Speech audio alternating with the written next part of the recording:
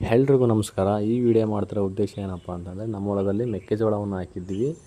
ಹಾಗೆ ನಾನು ಡೈಲಿ ಹೊಲಕ್ಕೆ ಹೋಗೋವಾಗ ಇವತ್ತು ಕೂಡ ಹೋಗಿ ಹೊರಗೆಲ್ಲ ಒಂದು ರೌಂಡ್ ಹಾಕ್ಕೊಂಡು ಒಳಗೆ ಬಂದಮೇಲೆ ನಮ್ಮ ಸೆಪ್ಪೆ ಫುಲ್ಲೆಲ್ಲ ಚಪಾಟಿ ಆಗಿತ್ತು, ಜೋಳನೂ ಚಪಾಟಿ ಆಗಿತ್ತು. ಯಾಕೆ ಈ ಥರ ಆಗಿದೆ ಅಂತ ಯೋಚನೆ ಮಾಡಿದಾಗ ಈ ಕೆಲಸ ಮಾಡಿರೋದು ಕಂಕ್ನರಿ ಅಂತ ಗೊತ್ತಾಯಿತು.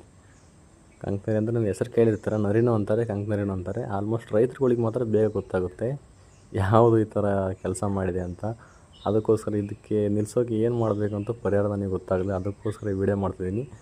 ಹಾಗೆ ರೈತರುಗಳು ಯಾರೆಲ್ಲ ಈ ವಿಡಿಯೋ ನೋಡ್ತಾ ಇದ್ದಾರೆ, ಇದಕ್ಕೆ ಏನು ಮಾಡ್ಬೋದು ಅಂತ ನನಗೆ ಕಮೆಂಟ್ ಮುಖಾಂತರ ತಿಳಿಸಿ. ನಾವು ಈ ಥರ ಏನು ಮಾಡಿ ನಿಲ್ಲಿಸ್ಬೋದು ಅಂತ. ಹಾಗಾಗಿ ನಿಮ್ಮ ಹತ್ರ ಕೇಳ್ಕೊಳ್ತಾ ಇದ್ದೀನಿ. ನಮ್ಮದು ಭಾಳ ಹಾಳಾಗಿದೆ ಜೋಳ. ಅದು ಕೂಡ ಅಲ್ಲೇ ಇತ್ತು, ನಾನು ಹೋದ್ಮೇಲೆ ಕಂಕ್ನರಿನ ಓಡಿಸಿದೆ, ಹೋಯಿತು. ಅದಕ್ಕೇನು ಪರಿಹಾರ ಮಾಡಬೇಕಂತ ಗೊತ್ತಾಗಿಲ್ಲ. ಆಲ್ಮೋಸ್ಟ್ ನನಗೆ ಹೆಲ್ಪ್ ಮಾಡಿ.